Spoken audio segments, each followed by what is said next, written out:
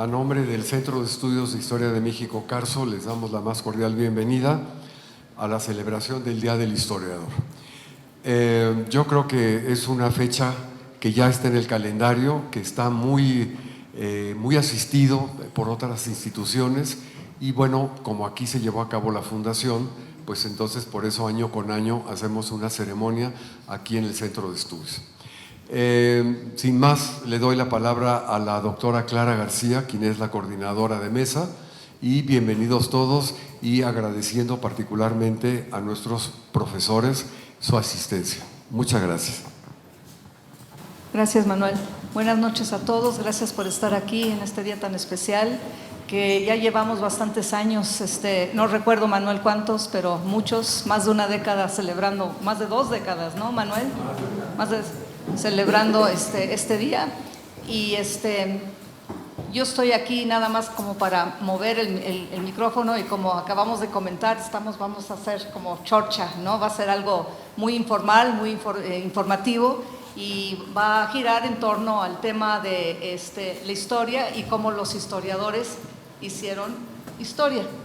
Entonces, en primer lugar, me da mucho gusto presentar a alguien que no necesita presentación, que ha sido una persona muy importante para los estudios y la docencia de historia en México y muy particularmente un mentor muy querido mío.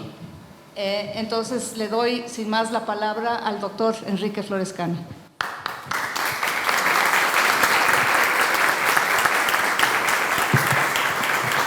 Buenas tardes otra vez.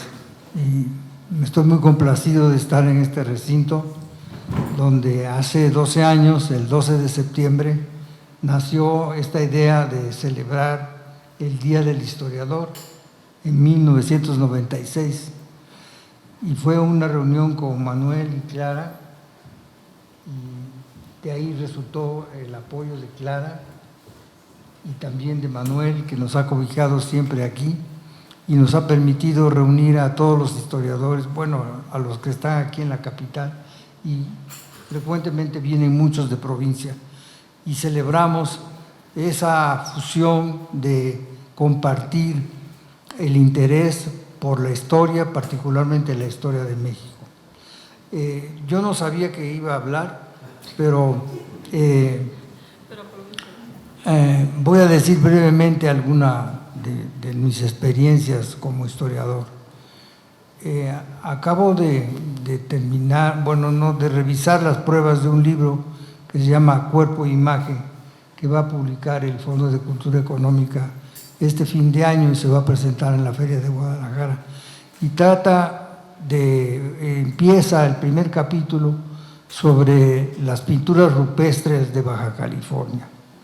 Y al escribir ese libro entendí que los pintores de esas pinturas fabulosas, que son unos murales caleidoscópicos con cientos, a veces más de cientos de figuras, y todas atravesadas, sobreimpuestas, me llegué a preguntar por qué pintaron esas figuras de animales y de hombres, sobre todo, hombres y mujeres. Y entonces empecé a estudiar cómo se pintó el arte en la prehistoria, cómo se hicieron las primeras figuras humanas y de animales en las cuevas de Altamira, en las cuevas de Francia, de Inglaterra, etcétera, y las de mexicanas y las peruanas y otras. Y en todas ellas aparece el chamán como el primer actor, el fundador de la primera imagen del ser humano y los animales, sea en piedra pintada, esculpida, etc. Y me observé que estos pintores, estos chamanes, se acercaban a estas paredes y ahí pintaban una figura y luego venía otro pintor, otra generación, otro tiempo, y volvían a pintar sobre esa misma pared otras figuras. Y ellos pensaban, lo he recopilado, lo he analizado, que es que al pintar, estaban pintando sobre como una pared, como una lámina que era la primera parte del interior del inframundo. Es decir, que ellos se pintaron ahí porque querían dejar constancia de sí mismos y porque querían hacer su presencia aquí en esta tierra, pero trascender hacia el otro mundo, hacia el mundo ese que viajaban los chamanes al interior de la tierra, a la superficie terrestre y al cielo. Bueno, pues para mí eso es como el descubrimiento de escribir historia. Es transportarte a otro mundo, a otra época, a otra situación social, geográfica, política, humana, y tratar entonces de entender esos antepasados nuestros, esos hombres que vivieron, hicieron obras, hicieron trabajos, y cómo los hicieron y cómo ahora tratamos de comprenderlos, no solamente a ellos como actores humanos, sino en su contexto geográfico, político, social, económico, etc. Eso a mí es lo que me ha dado la historia, adentrarme en el conocimiento de las muchas maneras de pensar, imaginar, estudiar y comprender cómo vivieron los seres humanos. Entonces, para mí ha sido una experiencia extraordinariamente rica, porque me ha mostrado que nunca puedo, como dicen todos los que saben escribir, nunca puedes hacer la obra perfecta. Siempre apenas haces subes un primer piso de una escalera que se va a continuar todo el tiempo, se va a transformar y se va a enriquecer. Pero a mí me ha enriquecido, me ha fundado mi vida, porque me he dedicado primero a estudiar, y luego también enseñé, y luego a difundir lo que sé. Eso es lo que más me gusta ahora, escribir de la manera más clara, concisa, precisa, y si se puede, pues en el mejor español. Pero todavía no lo logro, pero ahí voy. Pero entonces la historia me ha dado un sentido para mí de la vida, de la comprensión del mundo, y me ha enriquecido mi conocimiento de México. He viajado mucho por este país y casi puedo decir que sigo aprendiendo cada vez más, y eso me ha enriquecido profesional y más que nada humanamente. Así que para mí la historia no ha sido solamente un oficio, sino una manera de aprender a vivir, de aprender a conocer. Estoy muy agradecido porque eso me ha sido dado por mi familia. Aquí está mi esposa, que me ha ayudado y apoyado todo el tiempo, por mis hijos, ahora mis nietas, y por todos mis compañeros, porque ahora a los que enseñé ahora son mis maestros.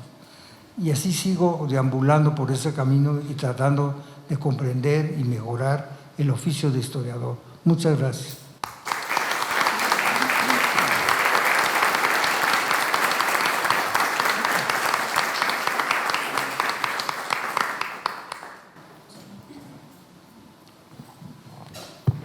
Muchas gracias, Enrique. No voy a leer las semblanzas de los colegas que están aquí en la mesa, porque se trata de que ellos hablen de ellos mismos. Entonces, ahora le paso la palabra a la doctora Ann Staples del Centro de Estudios de Historia del Colegio de México.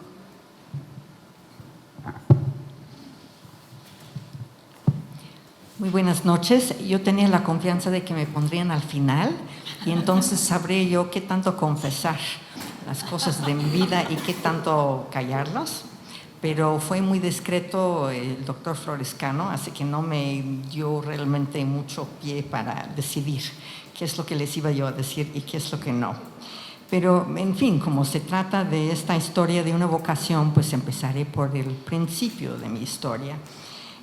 Ahí por 1960, mi padre, que fue investigador y catedrático de la Universidad de Oregon, recibió una beca Guggenheim para venir a México. Entonces la familia vino. En aquel entonces ingresé yo en el primer año de Filosofía y Letras en la UNAM y coincidentemente el primer día, el segundo o el tercer día que estuve en México, conocí a la persona que años después sería mi esposo. Y eso es una larga historia que creo que no lo debo de contar.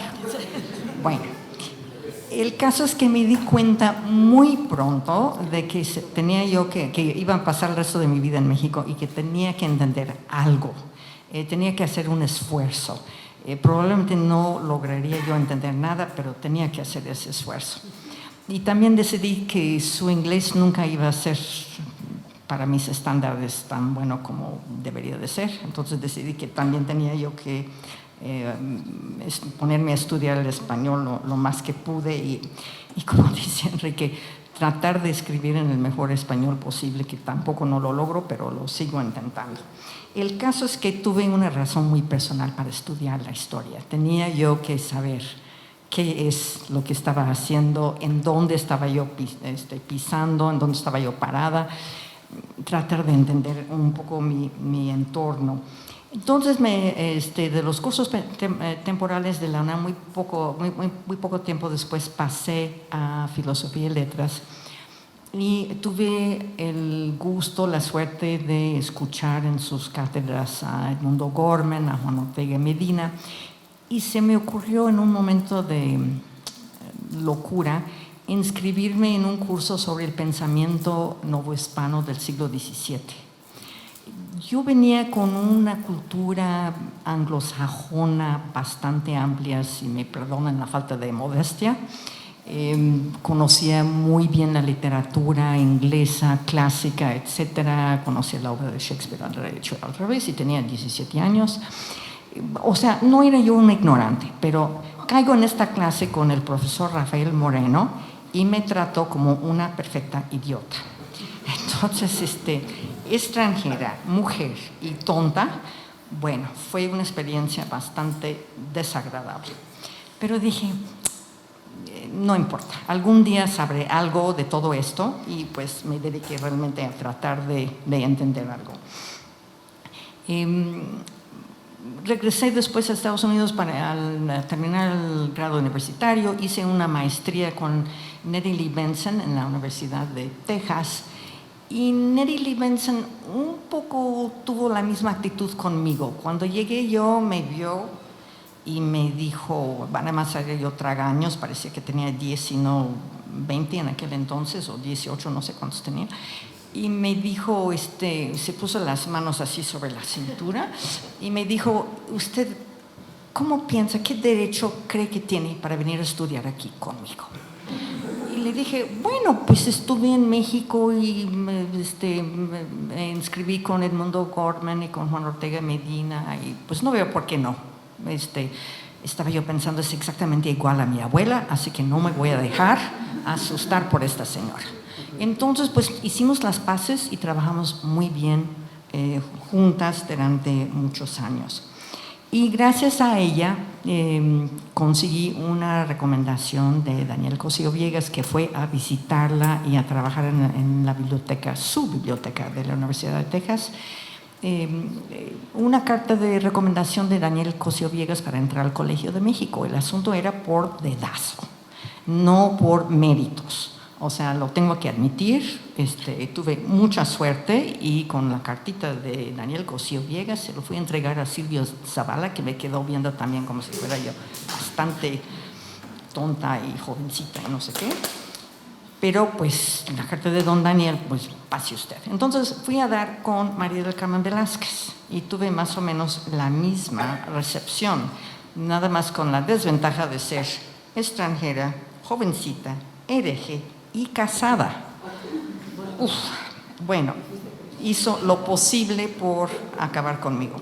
Lo primero que hizo fue mandarme con José Miranda, y José Miranda me dijo, a ver, para la semana entrante trae usted un escrito sobre este tema. Entonces ahí fui y sacó su plumón rojo y empezó a llenar la hoja de tinta roja y ahí hubiera acabado mi carrera de historiadora, nada más que falleció el buen señor y pude seguir adelante. Bueno,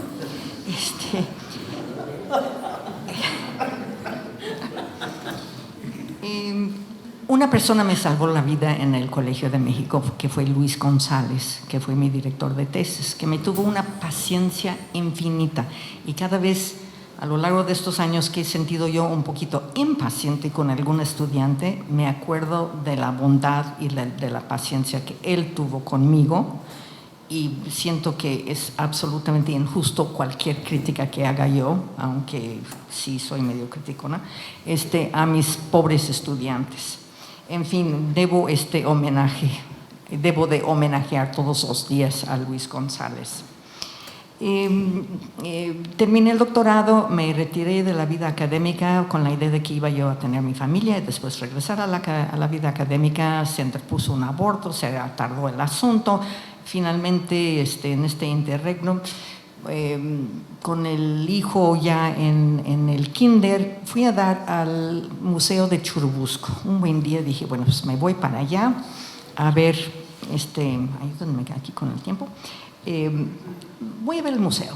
Entonces, como soy curiosa y me meto en todas partes, fui viendo y vi que había un carruaje ahí que había sido de Juárez, pero que tenía el forro de seda bonito por dentro, y me asomo por la puerta y veo que hay una lata de sardinas abierta en el piso del carro. Entonces dije, ay, esto yo creo que no está muy bien. Entonces fui con el chisme con la directora del museo en aquel entonces y me dije, mire usted, ese no es el único problema que tiene este museo. Olvídese de las latas de sardinas. Tenemos aquí unos documentos que están metidos en un hueco de la pared, que la humedad los está destruyendo. Si quiere algo que hacer en esta vida, ¿por qué no se sienta en alguna mesa, en alguna parte? Aquí hay una celda, si gusta. Dije, encantada. Y hágame un índice de estos documentos. Entonces, pues ahí estuve un buen rato y fui encontrando una hoja de papel pegado a una puerta de un armario con los índices de los primeros números de alguna publicación de antropología de los 1920 que tenían cosas muy interesantes. Y pues me puse a buscar dónde estaban esas publicaciones y no las encontré en ninguna parte. Entonces se me ocurrió hablarle a Josefina Vázquez y me dijo, pues quién sabe dónde estén, pero ¿por qué no se viene aquí a ayudarme a hacer fichas para la historia general de México? No, ¿cómo se llama la nuestra? Ya se me olvidó. Ese es de Cosío Viegas, no, me refiero al del Colegio de México. Sí, esa es la historia. Bueno. Y el caso es que estaba yo en su casa haciendo fichas, pero estaba yo terriblemente mareada y tenía náuseas y resulta que estaba yo embarazada, así que tuve que dejar esa empresa y dedicarme ahora sí, a terminar de tener familia. Y en eso me llegó una llamada de alguien que manejaba el departamento de publicaciones de la presidencia en tiempos de Luis Echeverría. Entonces me dijo esta persona, queremos una biografía de Leona Vicario y queremos que lo haga en un mes. Y yo dije, ¿en un mes? Y además tenía una chiquilla de meses. Y pues me dejé engatusar con la oferta. Nunca he podido decir que no, ha sido un problema en mi vida. Bueno, negocié el asunto y me dieron mes y medio. Bueno, entonces trabajé como nunca en mi vida, nunca he hecho un sacrificio tal de mi salud, de la salud de mi hijita, de mis obligaciones familiares, de mi propia salud mental, y en mes y medio entregué ese manuscrito exactamente en Los Pinos a las 5 de la tarde, el último viernes de no sé qué mes, y ya. El caso es que como a los 10 años, o ya perdí un poco la cuenta, no tantos, como a los 5 años tal vez, un buen día me llega una pila de libros que me mandaron de la UNAM, y venían en un paquete de parte del remanente, era Teresa del Conde, que en paz descanse. Entonces abro el paquete y es un librito de Leona Vicario, escrito por Teresa del Conde. Y dije, ay, qué cosa tan rara. Entonces lo abro al final del texto, pero antes de las notas que pusieron al final del texto, y dice Ann Staples. Y dije, se me hace que es mi texto. Entonces había una carta además de ella diciendo, yo no tuve nada que ver con esto. Dije, bueno.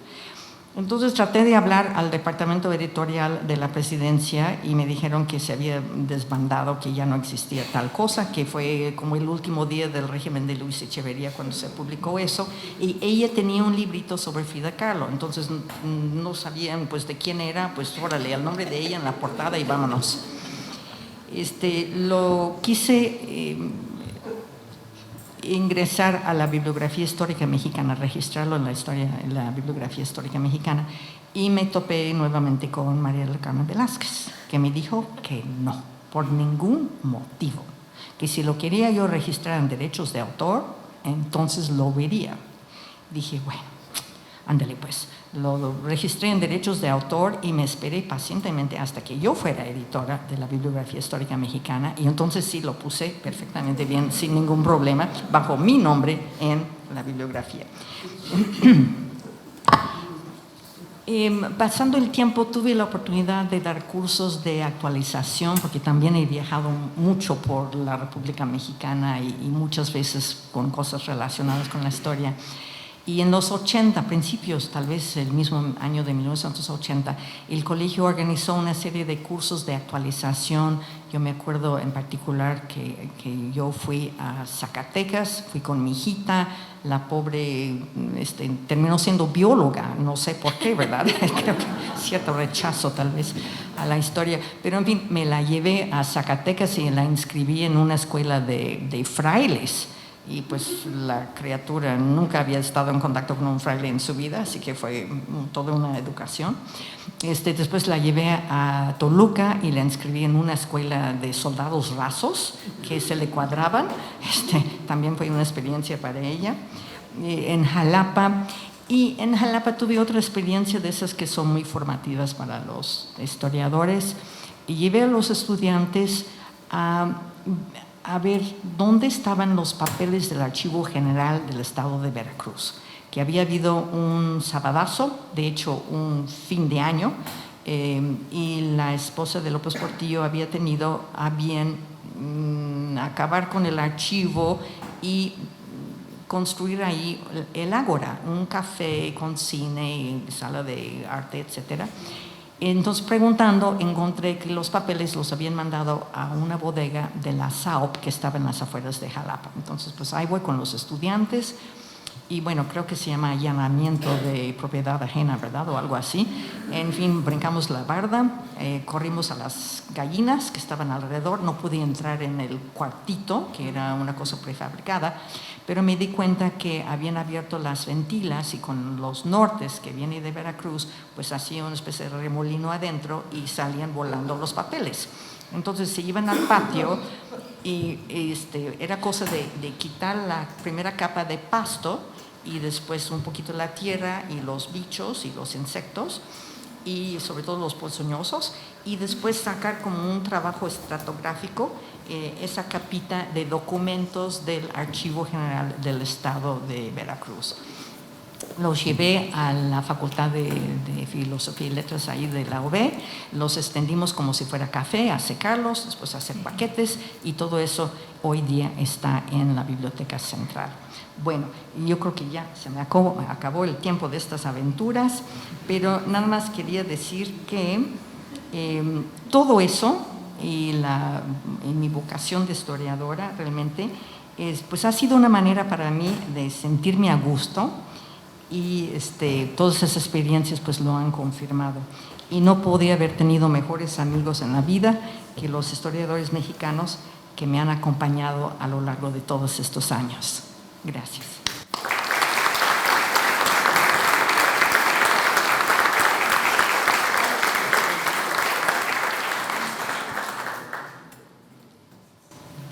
Muchas gracias, Ann. Ahora le doy la palabra al doctor Brian Connaughton de la Universidad Autónoma Metropolitana, Iztapalapa.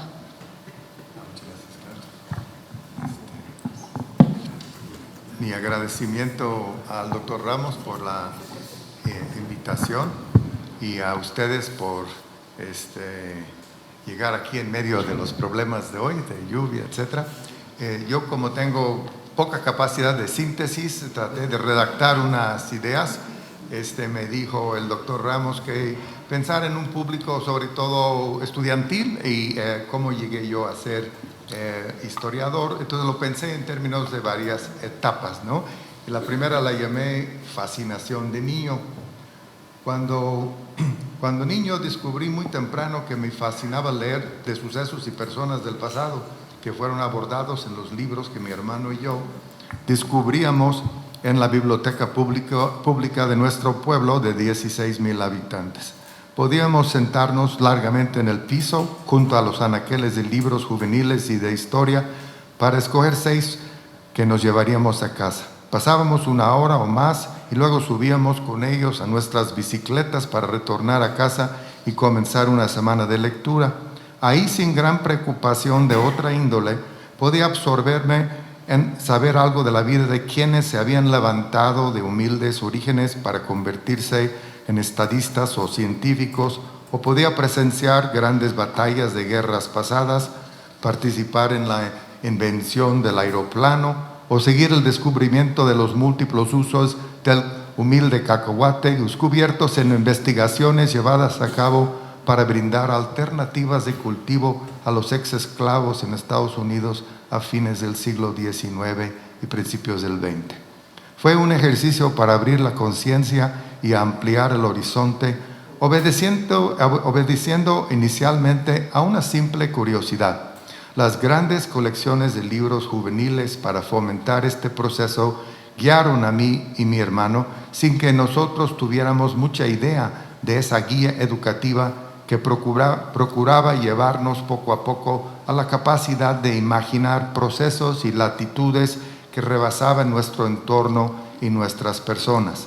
Quedábamos en realidad en la simple fascinación todavía. Etapa 2, descubrimiento de mundos alternos. Cuando llegué a la prepa tuve una experiencia, sobre todo una, que desde entonces se me ha quedado como transformadora. Me tocó un maestro de historia, cuyo nombre desafortunadamente no recuerdo, que estaba profundamente metido en su tema de estudio y enseñanza, que fue la sociedad de la Edad Media. Se me escapan todas las temporalidades que manejó, aunque creo que enfatizaba los siglos XII al XV, pero sí recuerdo que me transportaba en sus clases a una sensación que rebasaba todo lo que había experimentado antes. Más allá de personas, científicos, eventos, grandes sucesos políticos o bélicos, ese profesor me hizo reconocer que podían existir o haber existido mundos realmente alternos al mío, no simplemente previos y no sencillamente ocupándose de actividades desconocidas para mí.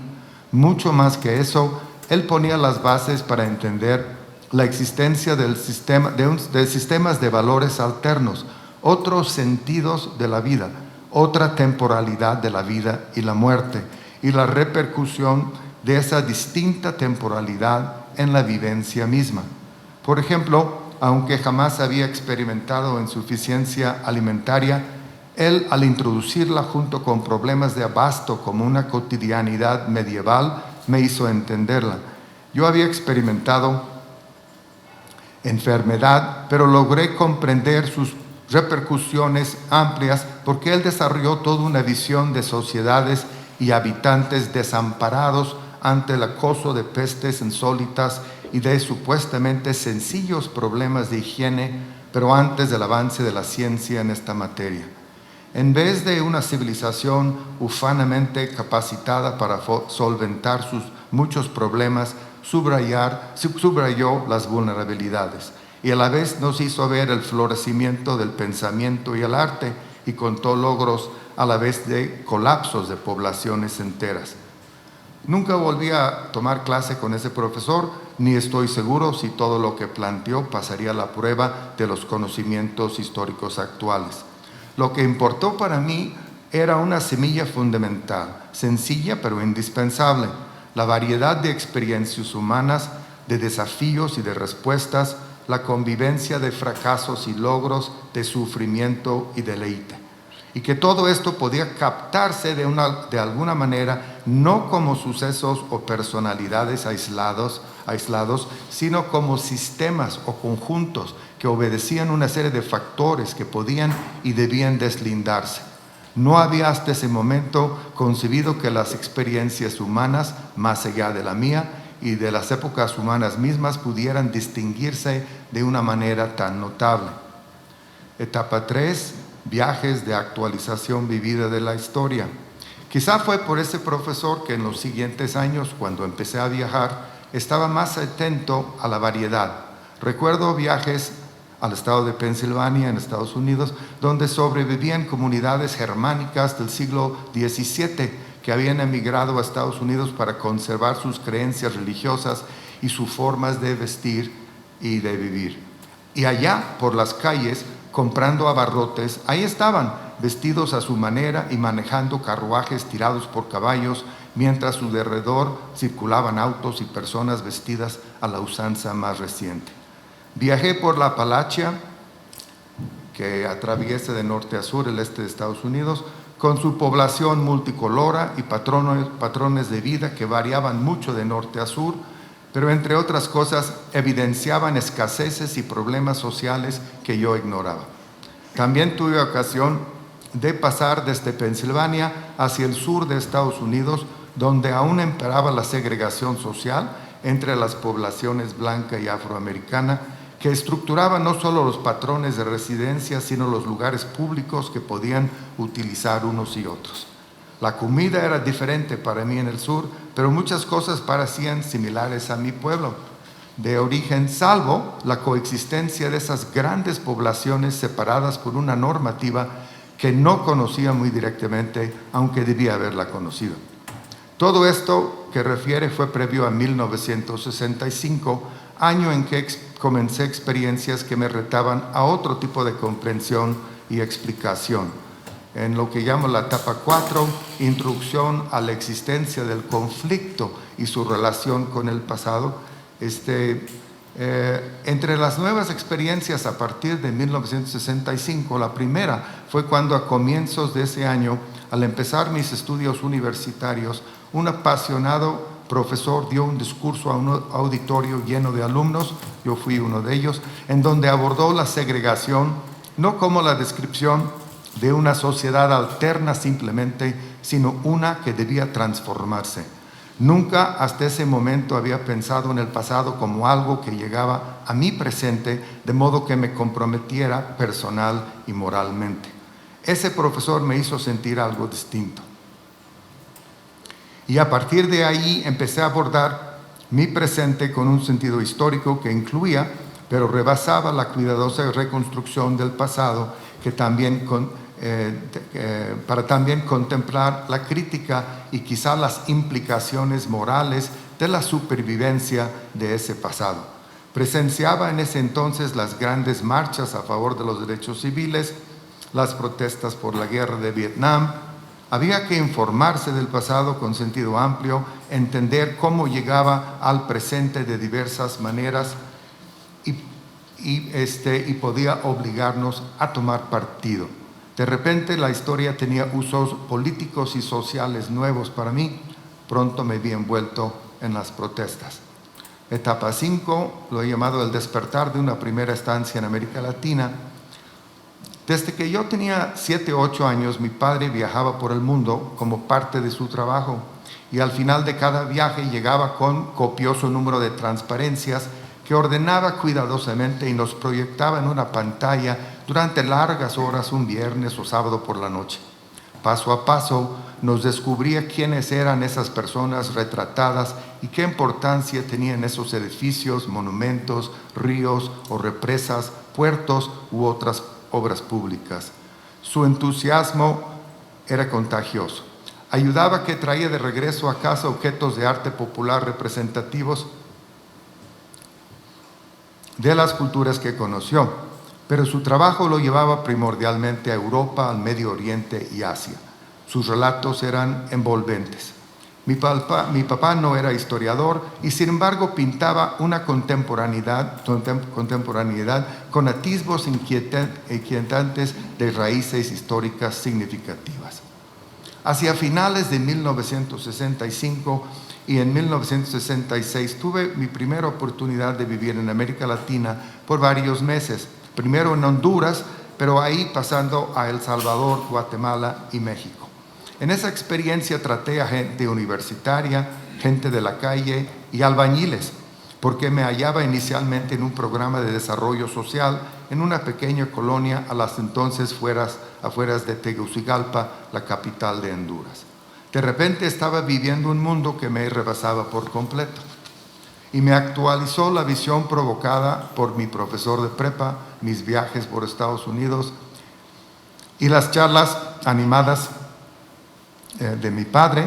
Los mundos alternos existen y tienen un pasado y así deben tener una trama, una trayectoria propia que hay que conocer. También actualicé mis acercamientos a la relación entre disidencia e historia, porque comíamos en el comedor universitario de la Universidad de Honduras y los alumnos querían hablar con el grupo en el cual yo participaba para explicarnos por qué el pasado de Honduras, demasiado vivo en el presente, según su parecer, debía transformarse. Etapa 6, determinación de abordar la historia de América Latina. Mi tiempo en Centroamérica y México en 65 y una estancia de meses en Puerto Rico en 66, no menos ilustrativa, me convencieron que debía proseguir estudios del castellano y la historia de América Latina. Era un salto grande para mí, porque en aquella época en que yo me formaba en mi pueblo de origen, había poca presencia latinoamericana en la zona. Tenía escasos conocimientos previos. Ni mi padre había ofrecido muchas perspectivas al respecto, porque el eje de sus actividades estaba, como ya dije, en otras partes. Pero había algo que sacudía la historia mundial desde cuando menos el año 60, que era la Revolución Cubana. Tomé los cursos que mi universidad ofrecía sobre América Latina y decidí al graduarme solicitar una beca Guggenheim para llegar a Chile a finales de los años 60, cuando el socialismo democrático parecía ofrecer una singular alternativa de transformación de un pasado reciente y ya muy criticado. Pero no recibí esa beca y no llegué a Chile. Pero fui finalista y el Instituto Internacional de Educación de la ONU me llamó para decirme que podían ofrecerme una beca del gobierno mexicano que ellos se encargaban de administrar. Acepté y a partir de ahí comencé a estudiar el posgrado en estudios latinoamericanos de la UNAM. Profesor Florescano fue uno de mis profesores. E iba conociendo directamente o por lectura de connotados pensadores e historiadores a México y otros países de América Latina. Había estudiado historia actual, había sentido el impulso de transformarla, incluso había tenido mis participaciones políticas, pero mis múltiples experiencias en México fueron obrando una paulatina transformación que francamente yo no esperaba. Quizás comprensible, dado mi propio pasado y la fascinación despertada por aquel maestro de prepa que tuve, pasé de un interés más bien fincado en la historia presente al pasado inmediato, al no tan inmediato, luego de un siglo antes y luego quizá dos. Como si fuera un arquitecto que comenzara por el aprecio de la conformación de un inmueble en su presentación física inmediata, pasando enseguida a los elementos constitutivos internos que posibilitaban el sustento de ese conjunto aparentemente acabado. Incluso medularmente sus pugnas, enfrentamientos persistentes y eventuales crisis. Quizá un arquitecto hablaría de puntos de estrés en la construcción.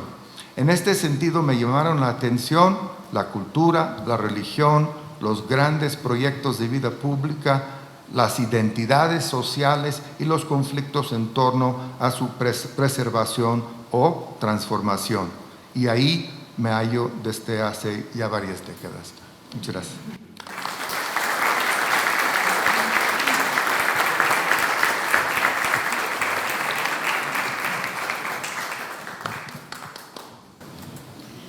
Muchas gracias, Brian. Y ahora pasamos a la ponencia o discusión o comentario de Josefina MacGregor de la Universidad Nacional Autónoma de México. Gracias, Carla. Bueno, primero que nada quiero agradecer a Manuel Ramos por esta invitación, a ustedes por su presencia. Podríamos llamar esta reunión Historiadores Pasados por Agua. Me siento muy honrada por participar en esta mesa. Manuel siempre me coloca en situaciones raras, siempre tiene iniciativas muy originales y de repente estamos metidos en algo nuevo, ¿no? Entonces, esta reunión la entiendo yo como una charla entre amigos que nos permite exhibirnos un poco y decir como cosas que siempre pensamos muy privadas y que no exponemos regularmente, ¿no? En fin, creo que las charlas nos permiten recordar por qué somos historiadores sin mayor solemnidad en este día y así festejarlos.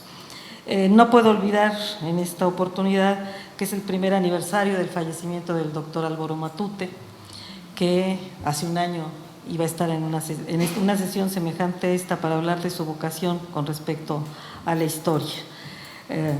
Sirva de recordatorio en su memoria. Puede ser que mi caso sea un poquito diferente al de mis colegas, los que cuando menos hablaron antes que yo. Mi elección por la carrera fue totalmente racional. No sentí ese llamado por la historia, ¿no? Que si yo no era historiadora me iba a morir, ¿no? No fue un llamado del que yo no podía escapar.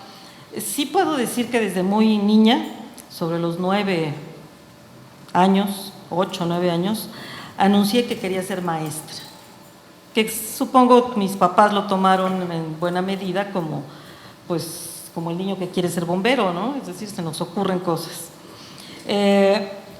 Sin embargo, no era sí era raro que lo planteara, pero no quisieron nunca disuadirme mis padres de esa intención.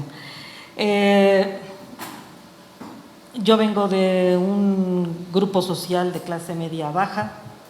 Yo crecí en la colonia Guerrero, no tengo estas historias tan emocionantes de aventuras por el mundo. La colonia Guerrero, en una época en que los rebeldes sin causa eran los que privaban en esas calles, y después pasé a vivir a Tlatelolco.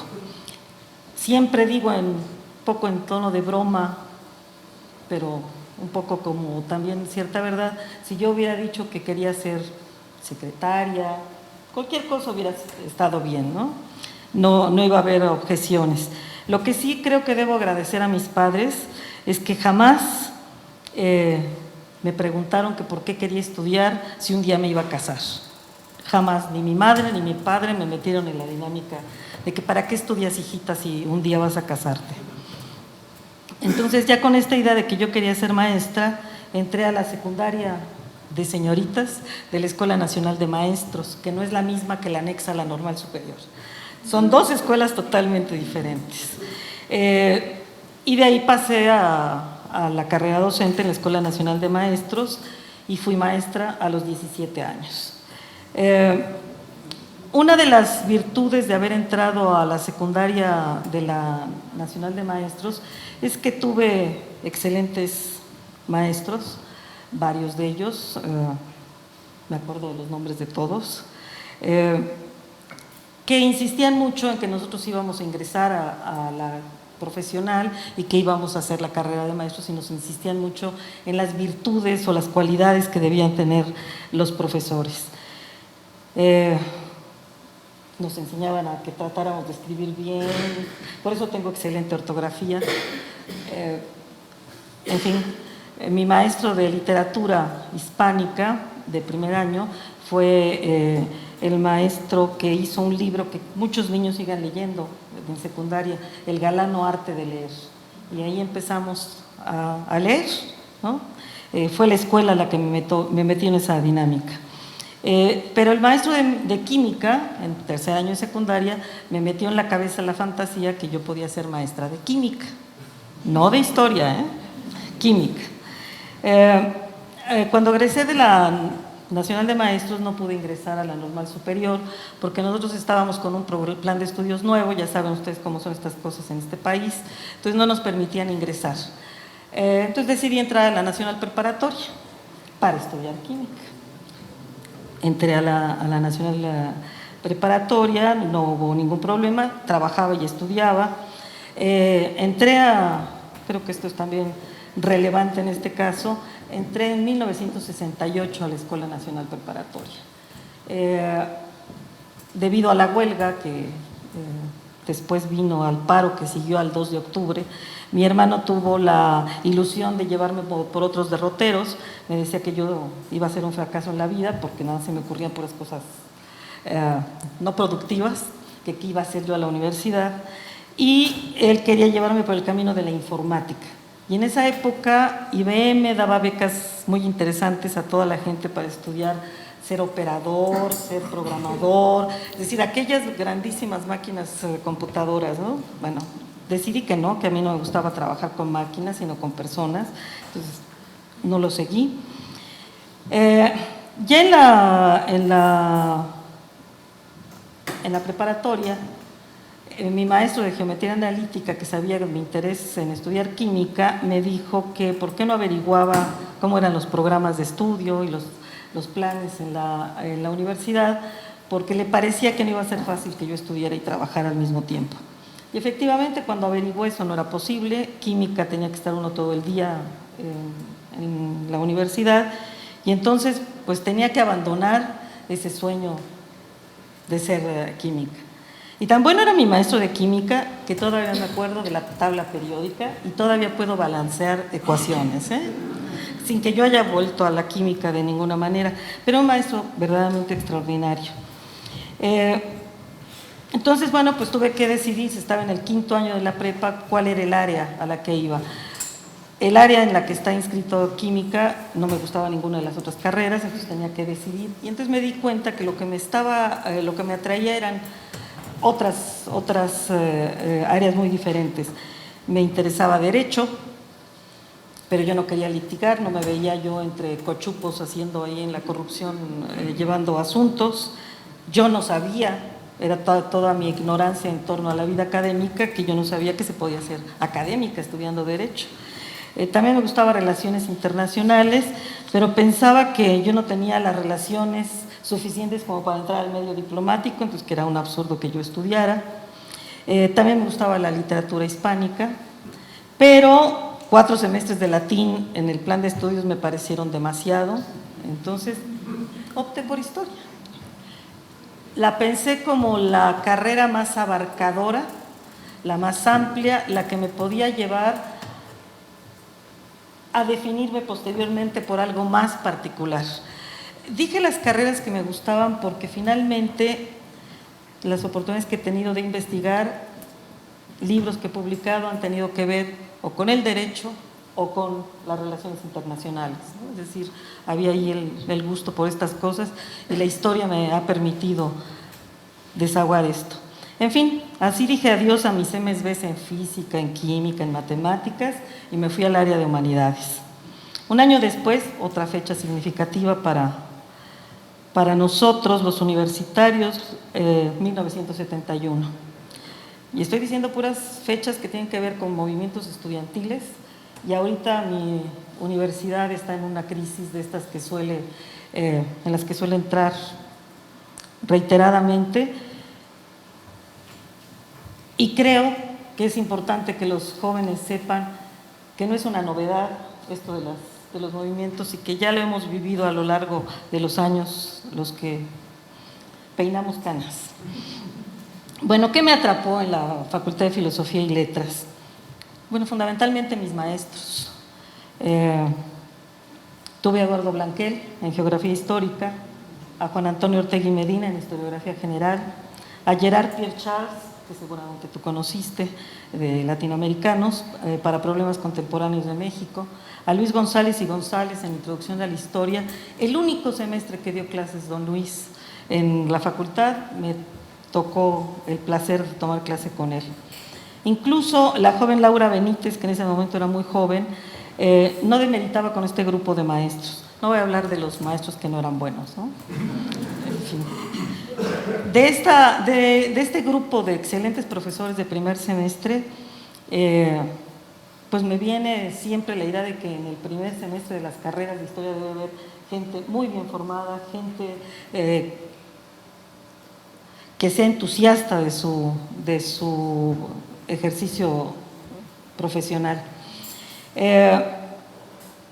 Precisamente de algún maestro no tan bueno de primer semestre me escapé, cambié en técnicas de la investigación histórica y tuve a la doctora Alejandra Moreno Toscano en la materia. Y creo que también fue el único semestre que dio en la facultad, ¿no? Entonces también tuve clase al doctor Lorenzcano, lo tuve ya hasta la maestría. Pero estos primeros años fueron como muy importantes, porque para mí era deslumbrante la sabiduría de estos hombres y, por supuesto, los dos más cercanos a mí fueron el maestro, o yo a ellos, el maestro Blanquel y el doctor Ortega, pues me fueron inclinando por el historicismo. Insisto, tuve algunos profesores pésimos, otros regulares, pero tuve el enorme privilegio de dejarme sorprender por unos cuantos maestros extraordinarios. Y creo que esos son los que importan, los extraordinarios. A ellos debo mi vocación, ellos me llamaron a esta carrera por su compromiso, su ejemplo, su dedicación docente, por el camino de la historia. Tengo que también mencionar que yo tuve el enorme privilegio de ser invitada por el maestro Blanquel a colaborar en la historia de la Revolución Mexicana, proyecto del Colegio de México, y fue en el punto donde yo dejé de trabajar como profesora de educación primaria para empezar en las tareas de la historia. Entrar al proyecto era fascinante, 4 horas diarias para consultar periódicos y libros, sentaditos en nuestras mesitas ahí muy monos. Y ahí tuve también la oportunidad de conocer a don Daniel Cosío Villegas y tuve cierta cercanía con Luis González, con Berta Ulloa, con Álvaro Matute, que finalmente era como poder ver de cerca a estas figuras importantes de la historia, ¿no?, que descollaban y sobre todo que deslumbraban por su calidad humana, el maestro Luis González y Berta Ulloa, que es, en fin, lo sabe perfectamente Anne, que fue amiga suya, que siempre tuvo una gran devoción por Berta. Allá por la distancia vislumbrábamos también ahí en el proyecto de historia a Jan Meyer, a Lorenzo Meyer, pero ellos eran como más distantes. En esta experiencia el mundo de la historia me pareció fascinante. En 2 o 3 ocasiones pensé que era momento de regresar con mis niños de primaria, pero el maestro Blanquel me instó para que me quedara en el campo de la historia. Por ello, por sus enseñanzas, por sus consejos, por su ejemplo, su preocupación por mi futuro, mi gratitud hacia el maestro Blanquel no caduca a pesar de los años. En fin, lo que yo quiero destacar o quise destacar en esto de mi vocación es que, aunado a mis profesores de secundaria y de la Nacional de Maestros, mis profesores de la universidad, mis profesores de historia, me permitieron unir las 2 tareas. Yo soy profesora de historia. En suma, si hubo una vocación, algo así como un impulso interno para ejercer una profesión, fue la de profesora. Esto no quiere decir que yo sea buena maestra, ¿no? Eso de ninguna manera, nada más digo que eso es lo que a mí me gusta. Y desde fuera lo que me atrajo, lo que me impulsó a la historia fue el talento de mis profesores historiadores, que me hicieron encontrar explicaciones para los procesos sociales, hicieron posible que le encontrara sentido a la vida. Tal era mi deseo y mi admiración de ser como ellos. No lo logré, pero creo que soy historiadora y profesora de historia y nunca me he arrepentido de serlo. Muchas gracias.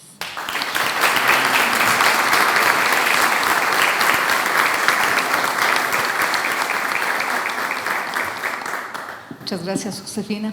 Y ahora los últimos serán los primeros. Les cedo la palabra a Perla Chinchilla de la Universidad Iberoamericana. Buenas noches.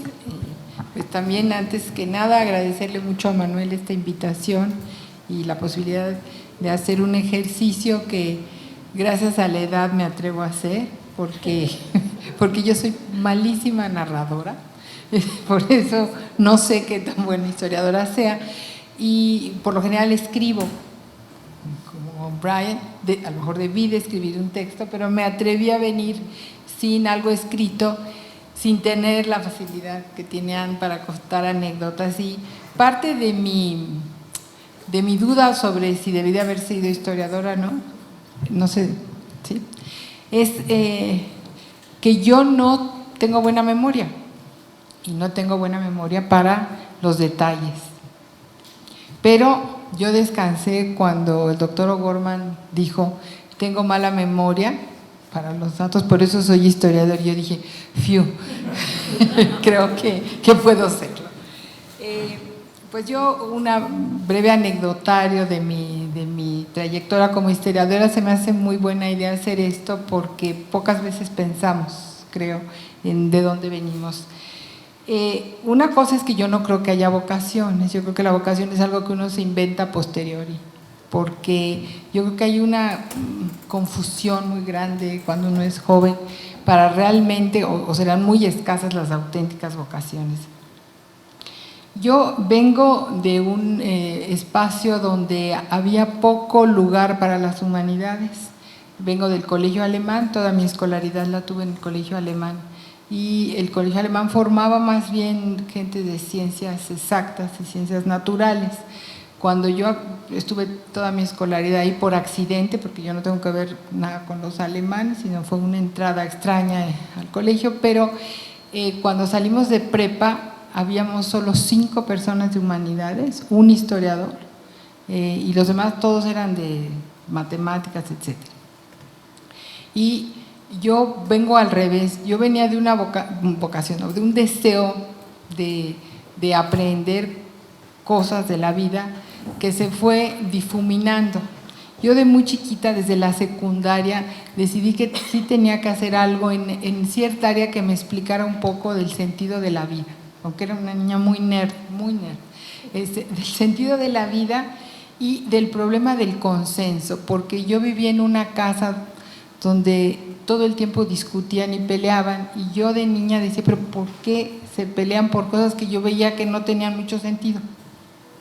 Entonces yo quería aprender cómo se hacían consensos, de verdad eso me inquietaba mucho, y el problema del sentido de la vida en una casa también donde se discutía sin aclarar. Mi padre era masón, mi mamá era católica, y solo se peleaban, pero no se llegaban a ninguna claridad. Entonces yo pensaba que la escuela me iba a dar claridad, y yo quería estudiar primero quise estudiar filosofía, que era más un problema más del ser, y luego pensé que para entrar a filosofía yo tenía que estudiar historia primero tenía que ir como de lo particular a lo general, de lo concreto, bueno, unos rollos que me hacía yo ahí en la preparatoria. Al final salí justo en el 68, y salgo de la preparatoria para irme a la UNAM, que para mí era la única opción. Yo venía de una educación laica, no conocía a nadie de escuelas de monjas, no conocía a nadie fuera del Madrid, del Americano, la Prepa 1, y por ahí me dijeron, hay una universidad, estaba en Churubusco, pues mientras está la huelga, ¿por qué no tratamos de entrar ahí? Me quedé ahí y fui alumna. Éramos hijos de la UNAM, todos los maestros que nos daban clases eran los profesores de la UNAM. Unos nos decían, quédense aquí porque esto va para largo, y luego unos nos regañaron porque nos habíamos quedado, pero el caso es que me dieron clases Arturo Gómez, los profesores Moreno de los Arcos, el profesor Blanquel, por supuesto alguien que yo quise mucho, Andrea Sánchez Quintanar, Norma de los Ríos, y Tarcisio García era director cuando yo entré, que era de la UNAM. Entonces realmente nos las pasábamos con los profesores de la UNAM, que ellos fueron los que nos formaron. Hasta 2 generaciones después empezaron a entrar gentes formadas en la propia universidad. Y yo desde entonces empecé a ver con claridad que yo tenía una vocación para la historiografía, más bien para la teoría de la historia. Bueno, entonces ni se le llamaba teoría de la historia, historiografía. Pero también, ya que veo que narran cosas personales, también lo voy a hacer. Yo cuando salí de prepa me iba a ir a Alemania con un profesor que me dijo, que me dio presocráticos, que fue una cosa rarísima. En quinto de prepa nos dieron, en sexto prepa, en el área de humanidades, un año de presocráticos, que como que eran… Y ese profesor me dijo, vente a Alemania a estudiar, y yo ya iba a ir para allá, cuando me pasó lo mismo que conocí a mi ex marido, a mi primer marido, y entonces me casé a los 20 años, en tercer semestre de la carrera. Y luego me fui un año a un campo algodonero al servicio social y regresé en cuarto semestre y tuve 2 hijos estudiando la licenciatura. O sea, que ahí ya era un hecho que me quedaba en historia, me quedé en historia en la Universidad Iberoamericana y nunca más hice filosofía, ¿sí? Por más intentos que… Fue realmente una etapa pues dura, porque era embarazo y vacación y embarazo, pero así acabé la licenciatura y yo salí en 75 y ya desde entonces era otra época literalmente, porque uno podía dar clases casi de inmediato, casi sin el título. Yo a los 24 años ya estaba dando problemas de metodología, que ahora le piden a uno mínimo maestría, ¿verdad?, para dar en licenciatura y luego doctorado, bueno, eso ni se platicaba. Entonces empecé también mi carrera de profesora y luego me seguí con intentos, otra vez en el posgrado, de irme a la UNAM. Otra vez pensé, ahora voy a hacer una maestría en filosofía en la UNAM. Pero tuvimos a bien que entrara Edmundo Gorman al Departamento de Historia de la Iberoamericana en sus años pues, ya mayor, y para mí fue toda una experiencia. Me quedé en la maestría allí. Lo había conocido antes, pero pues no tan de cerca. Mi tesis de licenciatura la hice con Elías Trabulce, a quien le tengo mucho cariño y recuerdos muy bellos de mi trabajo de tesis.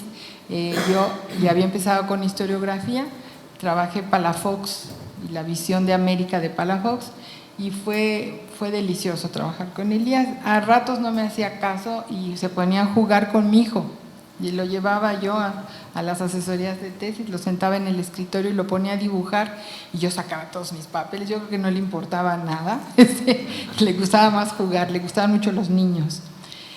Acabé esa tesis y fue uno de mis sinodales O'Gorman, y entonces a partir de ahí yo pues hice una relación un tanto personal con el doctor y ya me quedé en la maestría también. Debo decir que el seminario, para mí, más que los cursos, fueron los seminarios los que a mí me formaron y me hicieron que me quedara con gusto en el área de historia. El seminario de Elías Trabulce de Historia de la Ciencia fue una delicia, ¿sí? Iba por un año y se quedó 5. Duró 5 años el seminario y nos explicaba cómo volaba un avión, cómo enfriaba un refrigerador, bueno, unas cosas, y trabajamos muy a gusto en equipo. Y después fue el seminario con el doctor O'Gorman, de donde salieron las famosas efemérides del siglo XVII, que también fue una delicia. También creo que estuvimos 4 años, ya no sé cuánto, cada semana trabajando con él. Yo ahí aprendí, en esos 2 seminarios, realmente a investigar, y pues se asentó esto que le hemos llamado vocación por hacer historia. Me quedé en la maestría y mi último intento por irme a la UNAM fue el doctorado, pero ya no lo hice. Yo ya estaba encarrilada en la Universidad Iberoamericana y me quedé ahí, y yo quiero mucho a mi universidad y también pude desarrollarme ahí. Hice el doctorado en la universidad, en tiempos donde yo decía, pero yo ¿para qué quiero un doctorado? No era necesario hacer doctorado, era como si uno quería, bueno, pues métete al doctorado. Bueno, está bien, me meto al doctorado. Hoy eso es impensable, la gente si quiere dar clases, va a los doctorados. Ahí sí les digo que no tienen idea lo que era muy laxo el asunto. Y me invitan incluso a ser miembro de tiempo del departamento sin doctorado y cursando la maestría por invitación. ahora ustedes, los jóvenes que tienen que hacer 1000 cosas para tener una plaza, ¿no? Y ahí me quedé el resto de mi vida trabajando en algo que yo debo de agradecerle a la historia, el no haber estudiado filosofía y haberme quedado en historia, porque aprendí a trabajar en lo complejo, en lo concreto, en lo pasajero, y a poder combinar lo que me interesaba, que era la parte teórica, con la parte concreta, admirando mucho la erudición. Yo admiro mucho la capacidad de los eruditos, que yo no tengo, pero sí pudiendo utilizar erudición, teoría, etcétera, y pues ahí me quedé. Ahí me seguí 30 y tantos años hasta la fecha. Me tocó estar en la dirección, me tocó hacer muchas cosas y trabajar en algo que pudo como pues conjugar todo lo que yo quería, que es el trabajo sobre textos, concretamente sobre sermones, predicación, historiografía, teoría. Y la historia para mí ha sido la riqueza de hacerme humilde ante darme cuenta que sé muy poco. Yo creo que la historia para lo que sirve es, como dijo en un principio el doctor, para darnos cuenta que solo es muy poquito lo que podemos aportar dentro de un mar de incógnitas, y eso nos hace felices porque podemos llegar a esta edad todavía trabajando y queriendo seguir aprendiendo más. Muchas gracias.